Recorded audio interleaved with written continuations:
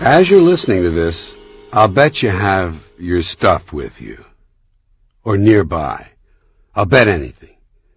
In your pockets. Guys have stuff in their pockets. Women have stuff in their purses. Or some women have pockets and some guys have purses. That's okay. There's all different ways of carrying your stuff.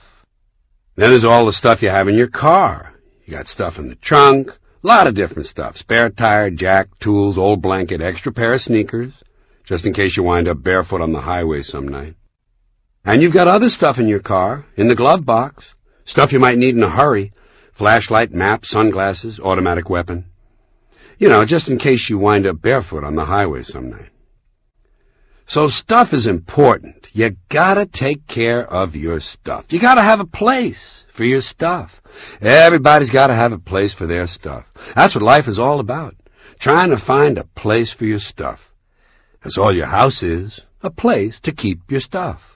If you didn't have so much stuff, you wouldn't need a house. You could just walk around all the time. A house is just a pile of stuff with a cover on it. You can see that when you're taking off in an airplane. You look down, you see all the little piles of stuff. Everybody's got his own little pile of stuff. And they lock it up. That's right. When you leave your house, you gotta lock it up. Wouldn't want somebody to come by and take some of your stuff. 'Cause they always take the good stuff. They don't bother with that crap you're saving. Ain't nobody interested in your fourth-grade arithmetic papers, National Geographics, commemorative plates, your prize collection of Navajo underwear. They're not interested.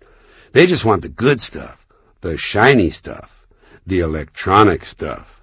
So when you get right down to it, your house is nothing more than a place to keep your stuff, while you go out and get more stuff. 'Cause that's what this country's all about. Trying to get more stuff. Stuff you don't want. Stuff you don't need. Stuff that's poorly made. Stuff that's overpriced. Even stuff you can't afford. Gotta keep on getting more stuff. Otherwise, someone else might wind up with more stuff. Can't let that happen. Gotta have the most stuff. So you keep getting more and more stuff and putting it in different places. In the closets, in the attic, in the basement, in the garage. And there might even be some stuff you left at your parents' house. Baseball cards, comic books, photographs, souvenirs. Actually, your parents threw that stuff out a long time ago.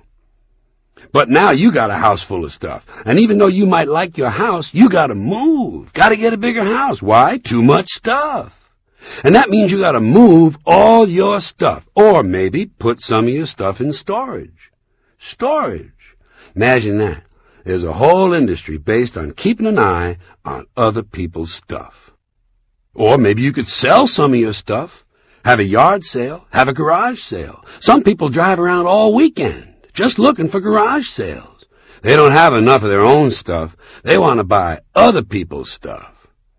Or you could take your stuff to the swap meet, the flea market, the rummage sale, or the auction. A lot of ways to get rid of your stuff.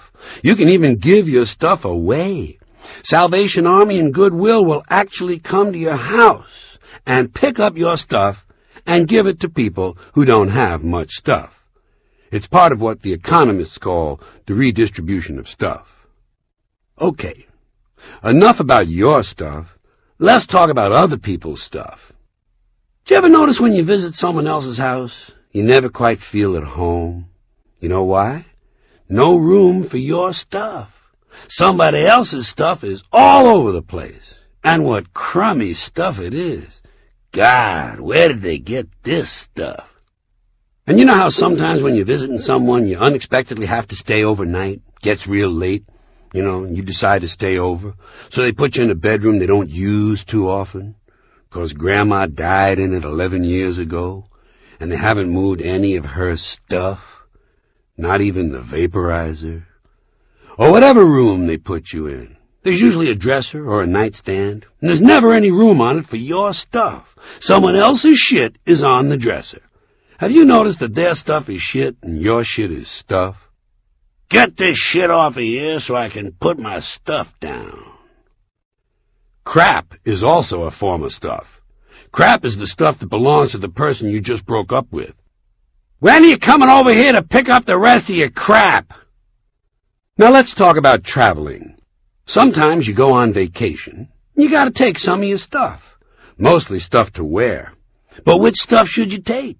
Can't take all your stuff, just the stuff you really like, the stuff that fits you well that month. In effect, on vacation, you take a smaller, second version of your stuff. Let's say you go to Honolulu for 2 weeks. You got to take 2 big suitcases of stuff. 2 weeks, 2 big suitcases. That's the stuff you check onto the plane. But you also got your carry-on stuff, plus the stuff you bought in the airport. So now you're all set to go. You got stuff in the overhead rack, stuff under the seat, stuff in the seat pocket, and stuff in your lap. And let's not forget the stuff you're going to steal from the airline. Silverware, soap, blanket, toilet paper, salt, and pepper shakers. Too bad those headsets won't work at home. And so you fly to Honolulu and claim your stuff, if the airline didn't drop it in the ocean. And you go to the hotel, and the first thing you do is put away your stuff. There's lots of places in a hotel to put your stuff.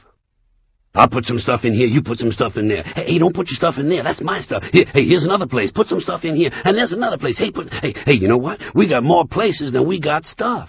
We're going to have to go out and buy more stuff. Finally, you put away all your stuff, but you don't quite feel at ease, 'cause you're a long way from home. Still, you sense that you must be okay, because you do have some of your stuff with you. And so, you relax in Honolulu on that basis. That's when your friend from Maui calls and says, "Hey, why don't you come over to Maui for the weekend? Spend a couple of nights over here." Oh, no. Now what do you bring? Can't bring all this stuff. You got to bring an even smaller version of your stuff. Just enough stuff for a weekend on Maui. The third version of your stuff. And as you're flying over to Maui, you realize that you're really spread out now. You got stuff all over the world. Stuff at home, stuff in the garage, stuff at your parents' house, maybe. Stuff in storage, stuff in Honolulu, and stuff on the plane. Supply lines are getting longer and harder to maintain. Finally, you get to your friend's place on Maui, and they give you a little room to sleep in. And there's a nightstand. Not much room on it for your stuff. But it's okay, because you don't have much stuff now. You got your 8x10 autograph picture of Drew Carey, large can of Gorgonzola-flavored cheese whiz, a small unopened packet of brown confetti, a relief map of Corsica, and a family-sized jar of peppermint-flavored petrified egg whites.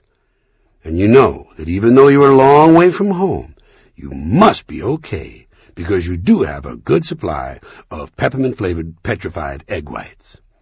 And so you begin to relax in Maui on that basis. That's when your friend says, "Hey, I think tonight we'll go over the other side of the island to visit my sister. Maybe spend the night over there."